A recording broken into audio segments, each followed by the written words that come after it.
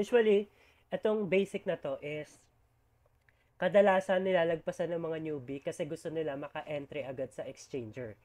Which is yun yung nagpapaligaw sa kanila in the future. Kaya kung papansin nyo, maraming trader na naliligaw pa rin. Kahit everything is provided na like sa TikTok, sa YouTube, yung mga lessons. Okay? So first, punta muna tayo sa overview, no? Pag sinabing overview, ayan yung historical data ng cryptocurrency. Baka kasi nakita mo lang sa crypto na kumikita yung mga tao, gusto mo na rin itry. It doesn't work like that. Kasi for example, in-invite ko kayo sa networking, tapos nalaman nyo na yung paano kitaan doon is invite-invite lang. So, hindi mo siya magugustuhan or benta ng products. Ayaw mo siya. So, hindi ka na magsasayang ng time para itry siya. Kasi sa umpisa pa lang, sa overview, nalaman mo na hindi talaga siya para sa'yo. Okay? So, sa overview, um, andyan yung exchanger. Pag pumunta tayo sa exchanger, meron kayo niya, let's say Binance, Bybit, or kung forex trader man kayo, marami yan, okay? So let's say for example, Binance na lang. Pag pumunta kayo sa Binance, meron si Binance na Binance Academy. Lahat tinuturo niya doon. Function, withdrawal, deposit, transfer, how to buy, how to sell crypto, ganyan-ganyan. How yung fee, okay? Trading fees, paano nag-work, paano mag-entry, ano yung stop loss, ano yung take profit. Marami kayong matututunan. Kailangan nyo yung lagpasan as newbie trader. Okay? So, kung wala pa kayo exchanger, pwede kayong pumunta dito sa CoinGecko.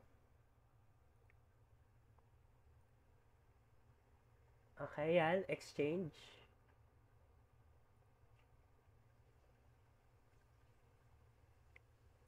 Yan, crypto exchange. Ayan. So, andyan lahat yung top 10. May Binance, OKX, Bybit, Coinbase. Okay, yung fee nila. So, pwede kayong mamili dyan. Okay, then aralin nyo yung functions. Next, meron tayong news. Okay? Sa news, dito tinitignan kung bakit ba nagpa-pump yung mga crypto. Okay? Bakit ba sila nagke-create ng mga massive movement? Isa na dito is yung Cointelegraph. Okay? Save nyo yan ha, kasi importante yan pag gusto nyo talaga seryosohin yung trading. Okay? So, andyan yung mga news. Okay? Sasabihin niya sa'yo bakit nagpa-pump si Solana, bakit yung BTC nagpa-pump. Okay? Kailangan nyo magbasa ng news. Later on, malalaman nyo. Then, pero marami pa yan ha. Punta naman tayo sa wallet. So, sa wallet, pwede yung Binance nyo, pero pwede rin yung Trust Wallet, tsaka yung MetaMask. Para saan ba yun? Yun yung for long-term trader. Pag sinabing long-term trader, let's say bibili ka ngayon ng BTC. Wala kang pake kahit bumaba yung BTC or tumaas siya. Kasi goal mo is 2026 mo pa siya kukunin. Okay? Nakasave lang talaga siya sa wallet mo. Hindi mo siya tinitignan. For charting, we have TradingView. Yan, I'm using TradingView. Dito nagcha-chart lahat ng trader. Okay? Yung iba marami nang ginawa na charting platform, pero ito talaga yung pinakasikat, TradingView. Okay. Market overview is para makita mo kung saan yung market gumagalaw. Yung overall market. Mga bagong coins na nilalabas, mga trending. So, yan. CoinGecko, tsaka yung isa, CoinMarketCap. Dito, lumalabas yung mga new tokens na pag binili mo ng mura pa lang, tas lumipad, makakasabay ka. Okay? Ayan yon, top community, fear and greed index. Okay? Sobrang greedy ng mga tao ngayon, nasa 76. Trending coins, Ethereum, big time. Ayan, makikita nyo, big time. 21% yung tinaas. So, yan yung pinaka-market overview. Okay? So, pwede nyo aralin yan. And crypto. Sorry. Next is yung pag-deposit mo or yung pang-withdraw mo. Saan ba pwede mag-deposit or pang-withdraw? Pwede yan sa mga banking apps. Okay? Pwedeng GCash, Paymaya, Coins.ph, or pwedeng P2P. Let's say, for example, may kakilala ka.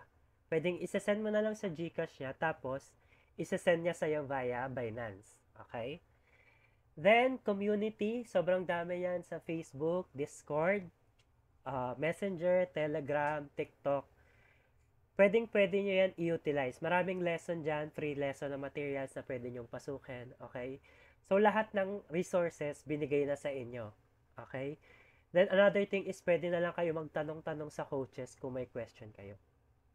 So, every community na meron dyan tinatawag na JOR, TAYOR, tsaka NFA. So, pag sinabing JOR, do your own research.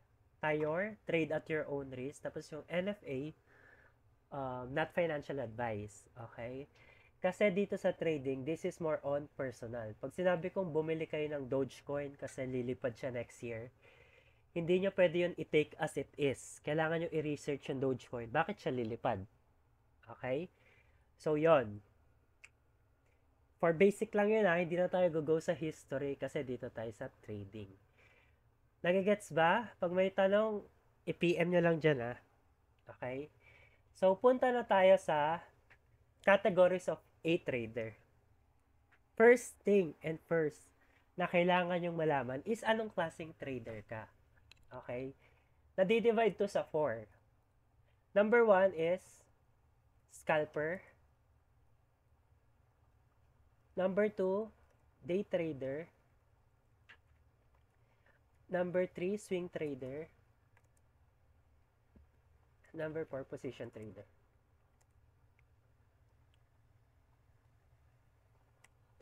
Okay. So, paano mo malaman yung types of trader mo? Okay? Number 3 pala yan, types of trader. Yung categories naman ng trader, this is, number 1 is fundamental trader. Tapos, technical trader. Okay, ito yung number 2. So, sa number 2, categories of a trader, nahati yan sa fundamental trader tsaka technical trader. So, yung fundamental trader, hindi sila gumagamit ng charting. Hindi sila nagdo-drawing. Okay? Nagre-rely lang sila sa mga news, sa mga project, sa pagbabasa. Hindi na sila na gumagamit ng mga Fibonacci or harmonics, trend line, support and resistance. Hindi na sila gumagamit nun. Gumagamit lang sila ng research and pagbabasa ng mga news. Doon sila nagte-trade. However, yung technical trader naman, sila yung katulad natin na nagcha-chart sa BTC. Okay? Or sa kahit na anong coin. Kasi pine-predict natin yung prices. Well, good din na maintindihan mo yung fundamental tsaka technical. Kasi yung technical, this is 90% lang. Yung fundamental, this is 10%. What do I mean by that? Kahit sobrang perfect ng technical analysis mo, pero may news na lumabas na 10%, ibig sabihin, kaya niyang i-disqualify yung analysis mo. That is the power of news. Okay? So, sa news kasi, late na nagre-react yung mga trader. Okay? So, for example, may binalita sa TV Patrol na may bagong COVID-19, COVID 2023. After ng balitang yon, may late reaction yung mga tao na, sige, magbibilihan sila ng groceries, ganyan-ganyan, magpe-prepare na sila ng maraming alcohol, face mask, kasi nga, late dumating yung news sa kanila. Okay? Unlike sa technical, pine-predict lang nila kung ano pa yung mangyayari. Possible kasi na hindi talaga matuloy yung COVID 2023. Okay? Sorry. So, pag nalaman nyo yung fundamental trader, technical trader, ito yung mga CPI, then malalaman mo na kung anong klaseng trader ka. Whether scalper, day trader, swing trader, or position trader. So, i-explain ko yan one by one. Mabilis ba ako? Nasanay ako sa estudyante ko eh. Mabilis ba? Nakagigets? Opo, okay naman. Okay naman. Yung iba, sakto lang. Sige. Scalper. So, pag scalper, ito yung mabilis sa market. Okay? Ipapakita ko sa yung picture. Sinend ko na sa inyo to eh.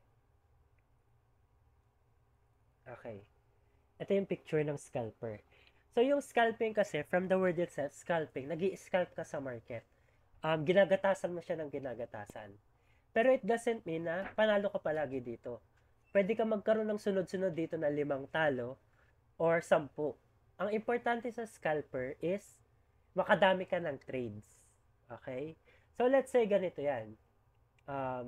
Sa scalper mo, meron kang, sabi natin, 30 trades per day. Okay? Kailangan may set ka na dyan na plan. Pag sinabing set na plan, let's say meron kang $100. Ang set mo na plan is, pag natalo ka na ng $10, stop ka na. Pag nanalo ka ng $10, stop ka na din. Okay? Yan yung kailangan na, yung plan na kailangan yung aralin kung scalper ka. Okay?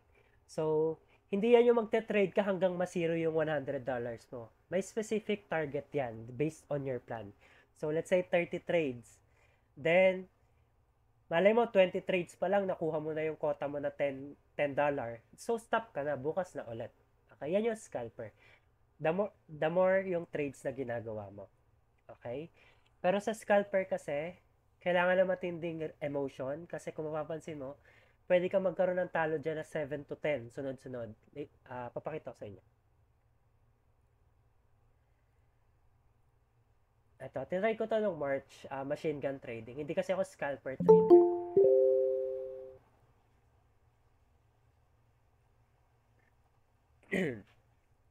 Hindi ako scalper trader, pero tinry ko yung machine gun trading.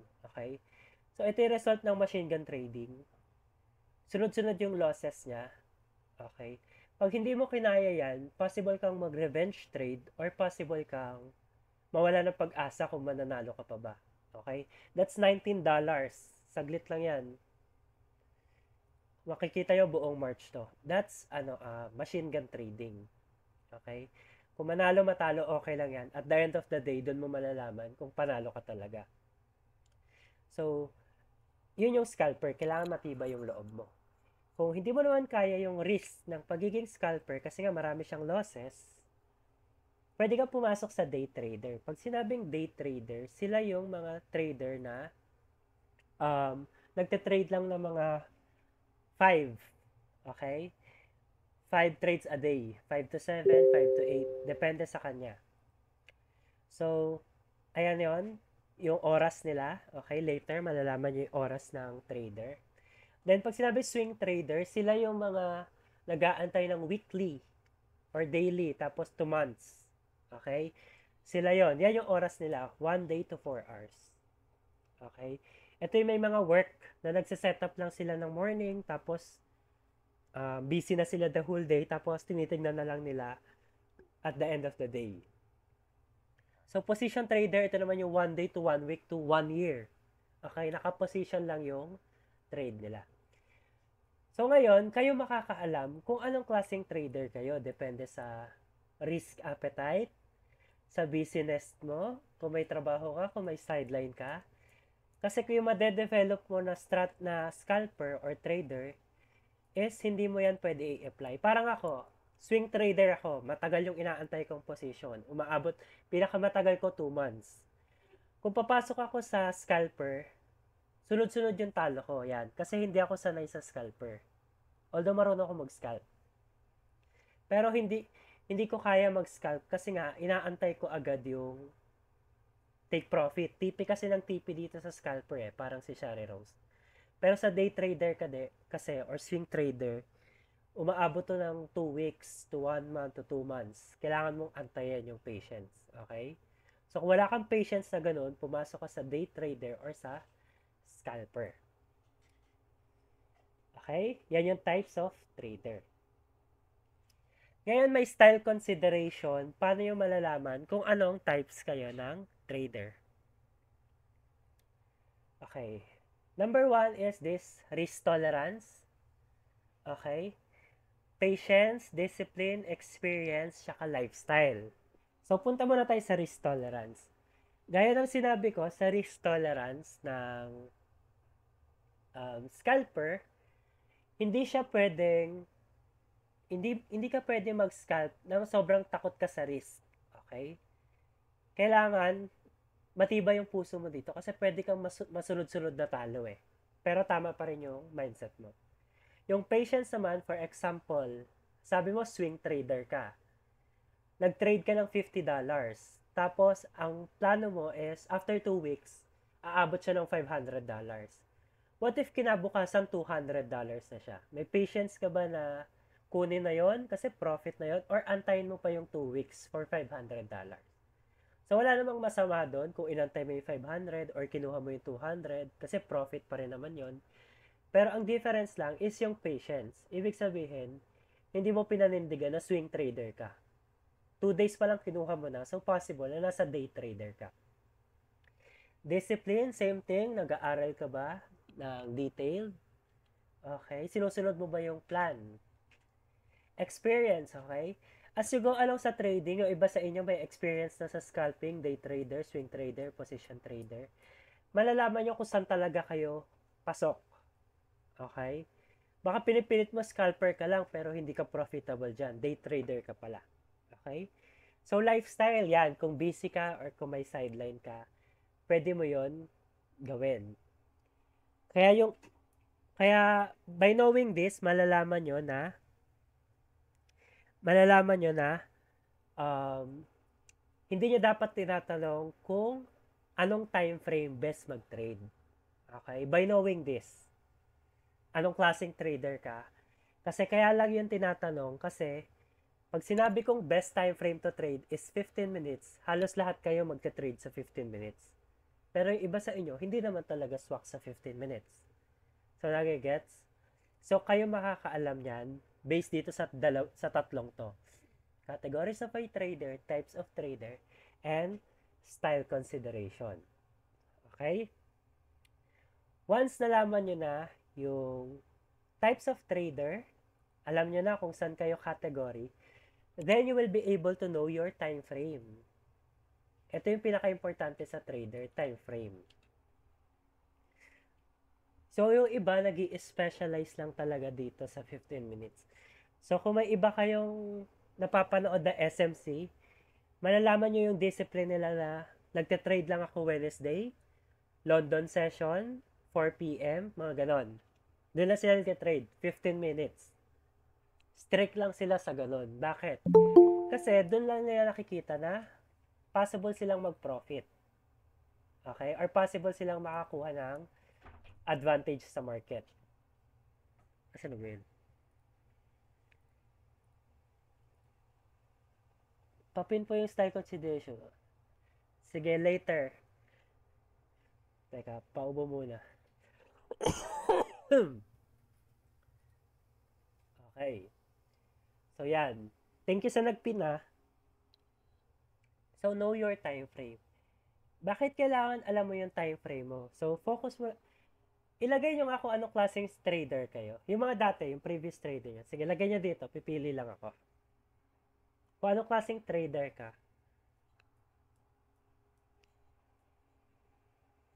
I-chat nyo. Okay, since marami yung day trader na pagka-swing trader, okay? Day trader na ma-independent scalper. So, day trader. Ba't ba nawala yung image? Ayan. So, let's say focus tayo sa day trader. Okay. So, itong day trader na to, bakit sa 1 hour, ano na yung 1 hour 15 minutes? Ibig sabihin, sa 1 hour siya kumukuha ng bias. Pag sinabing bias, bullish, pataas, bearish, pababa, or sideways, ranging market, tagilid. Okay? After yung makakuha ng bias sa 1 hour, minsan sa 1 day pa yan, let's say downtrend, okay? Pupunta siya sa 15 minutes for confirmation na downtrend. Or dyan na niya gagawin yung technical analysis niya. Then, bumababa pa yan sa 5 minutes or sa 1 minute para mag-refine ng entry. Okay? Doon sila mag-entry. Bakit hindi pwede mag-entry sa 15 minutes? Pwede naman. Pero sa day trader, masyadong malaki yung stop loss pag sa 15 minutes mo nilagay yung entry mo. Kaya sila bumababa ng 5 minutes to 1 minute. Okay? Yan yung oras ng day trader. So, kailangan nyo ba sundin tong time frame na to? Hindi mo kailangan sundin to 100%. Kasi pwede kang gumawa ng sarili mong time frame. Yung iba nagto 2 hours. Nagto 3 minutes. Nagpo 45 minutes. Diba? Wala kayo nakikita nagto 2 hours na trader. Ako may nakita na. So, depende yon sa klase ng trader. Kung saan sila hiyang. Kung saan nila nakikita yung magiging applicable yung strategy nila. And then, pag na-master mo yung 1 hour pababa, ibig sabihin, dyan ka lang mag-i-specialize.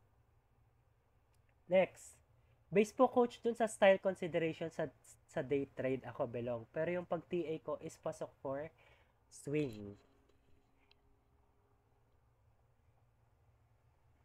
Base po coach dun sa style kasi sa day trade po ako belong. Pero yung pag-TA ko, yes, pwede ka naman kasi maging parang ako day trader na swing trader.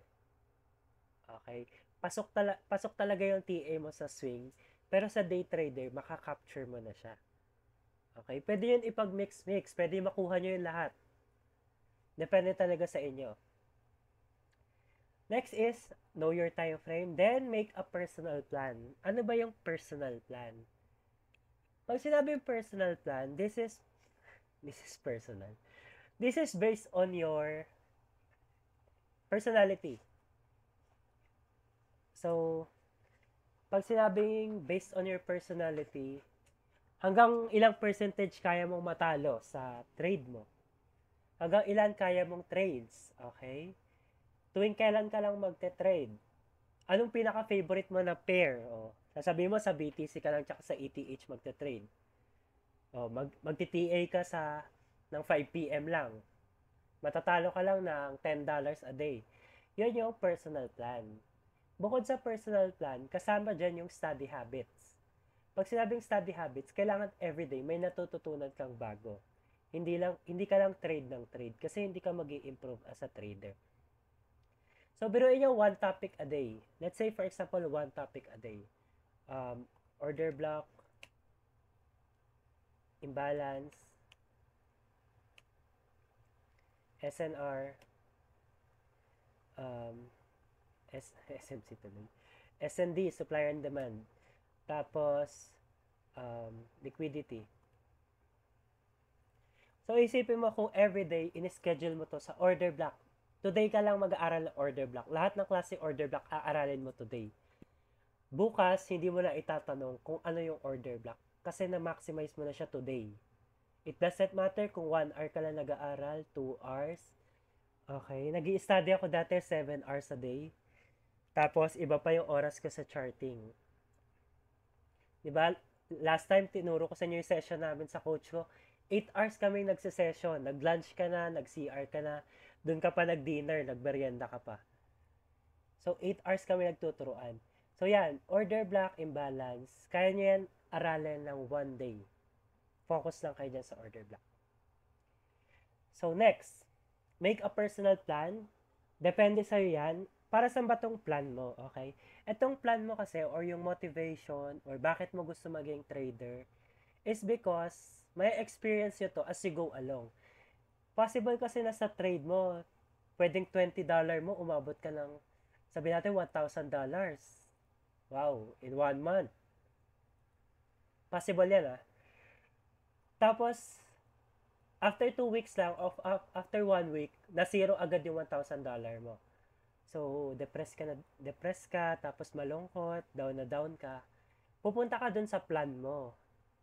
Kasi possible sa plan mo, wala kang sinunod. Or nag-greedy ka. Or, nakampante ka, nakala mo sunod-sunod na yung take profit mo. May hindi ka na sinunod sa plan. So, dito, imbis na pa-quit ka na, titignan mo lang yung personal plan mo or yung motivation mo kung bakit ka nagte-trade. Kung gusto mo pa talaga ipagpatuloy or hindi. Next, strategy. Okay? So, dito sa mentoring na to, matuturo ko lahat, kahit harmonics, Elliott Wave, Wyckoff, SMC, SNR. Basic lang talaga yung strategy. Pero take note, pag tinuro ko dito yung SMC ng detailed, hindi ka sure na SMC talaga yung strategy mo. Kasi nga, hindi naman siya magsusut sa personality mo. Kaya pag tinanong mo si siya, anong strategy niya, at pabulong, hindi niya alam isasagot. Kasi yung strategy niya, hindi niya alam paano ituturo sa inyo.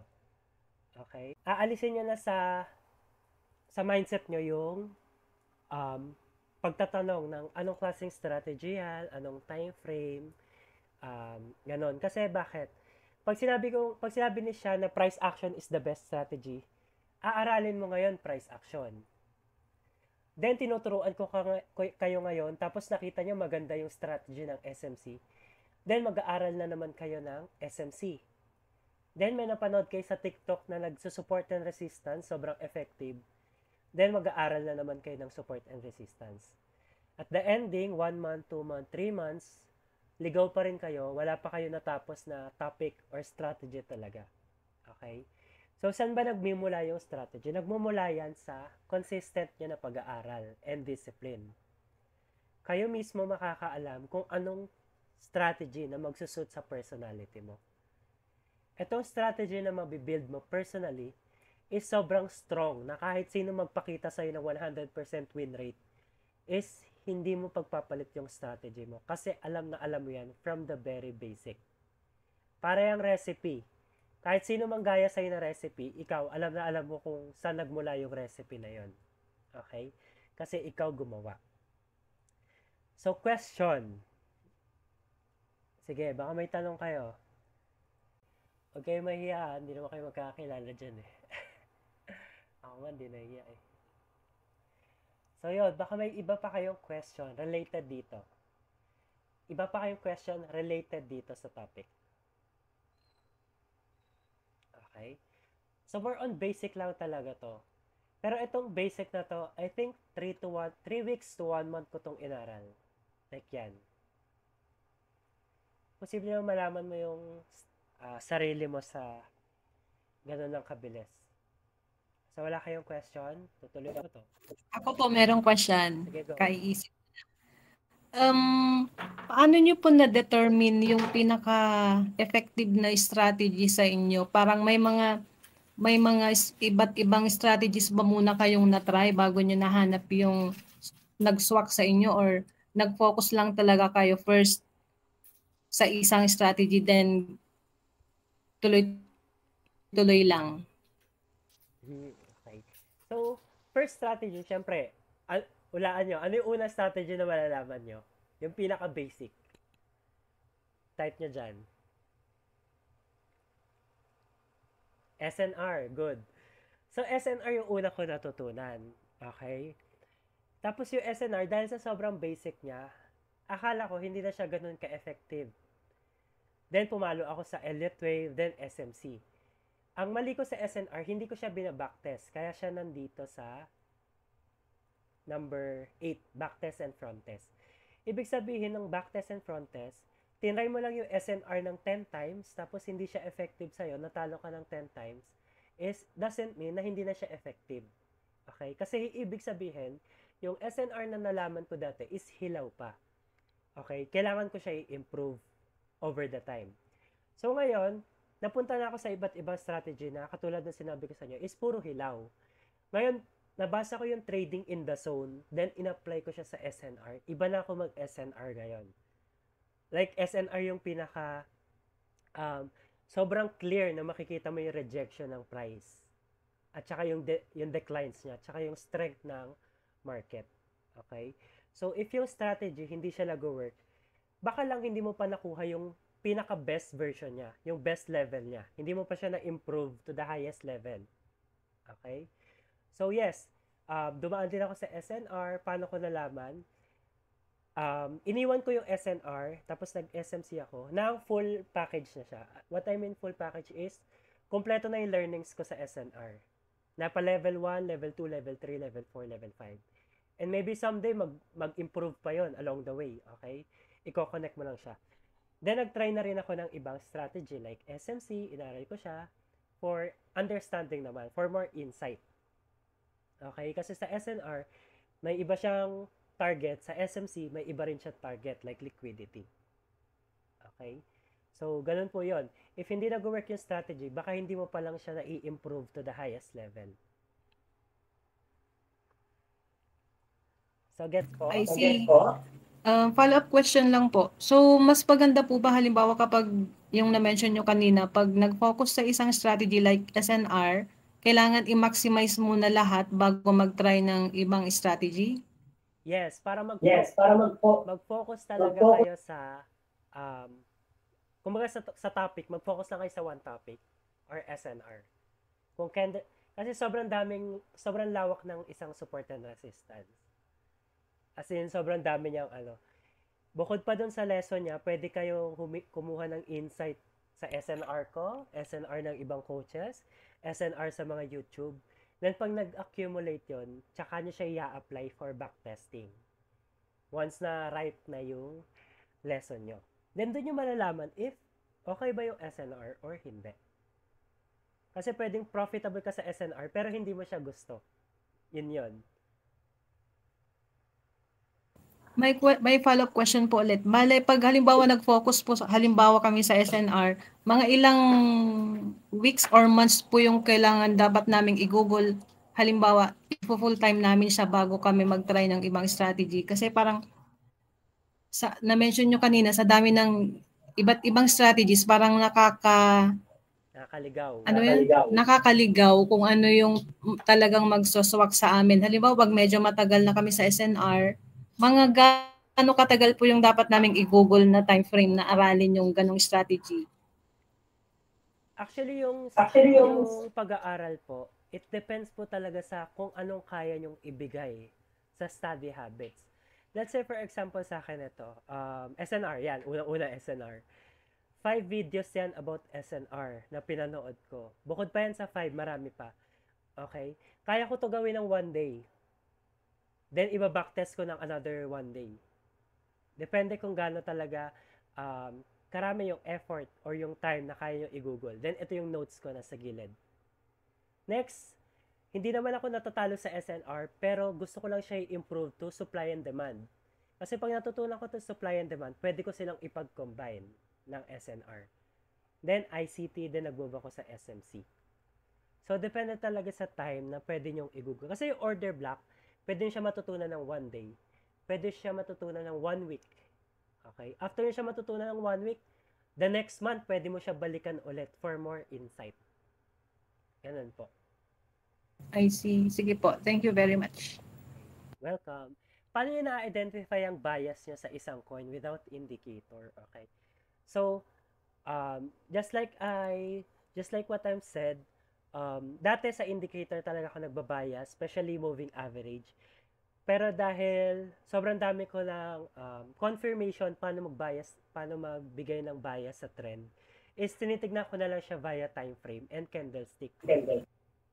So, pag, kunyari yan, for example, this is BTC. Okay? Dito mo malalaman na bullish lang or bearish or sideways. Pag nag-improve na yung understanding mo sa bias, makakita ka ng bearish bullish, okay? Short-term bearish, long-term bullish. Then, pag nilipat mo siya ng 4 hours, makikita mo na bearish, tas time frame lang, okay? Sideways, ganyan. Tas 55 minutes bullish. Ma-identify mo na siya ng mabilis. Kasi yung understanding mo sa candlestick is iba na. Okay? Isa rin yan, candlestick. So, kino-combine yan sa ibang strategy. At least 50% win rate with 1 to 2 RR siguro. Mahirap kasi masabi kung sapat na or hindi pa yung knowledge. Doon na lang natin makita yung pagiging consistent ng sorry. At least 50% win rate with 1:2 ratio. Risk-reward ratio. Siguro mahirap kasi masabi kung sapat na or hindi pa yung knowledge. Doon na lang natin makikita yan sa pagiging consistent sa strategy. Yes. Correct, no? Kasi, di ba, for example, sobrang dami yung lesson in your mind. Okay? Yung lesson na yan, na nasa utak nyo na naliligaw kayo, may tulong yan in the future. Makakatulong yan sa inyo in the future. Naliligaw ka lang ngayon kasi sobrang dami mong binuksan na topic. Para ka nagbukas ng book na hindi mo naman tinapos. Okay? Pero in the future, trust me, matutulungan ka niyan. Kasi ibig sabihin, mako-connect mo siya sa previous topic na naaral mo. Let's say for example, ito yung topic mo, level 1, SNR. Then natuto ka ng SNR na level 7. Ngayon naliligaw ka kasi nasa level ka ngayon ng SNR. Pero pag nabuo tong topic mo, level 2, level 3, level 4, level 5, level 6, malalaman mo yung connection nila. Okay? So, hindi ka na maliligaw sa topic nito. In short, malalaman mo na, okay, yun pala yung dating inaral ko. So, ganun. May tulong din yan in the future. So, ngayon, dito sa strategy or sa pag-aaral, nire-refine mo lang yung understanding na meron ka currently. Kumbaga, inaaral mo siya. Ini-improve mo siya sa next level. Okay, another question.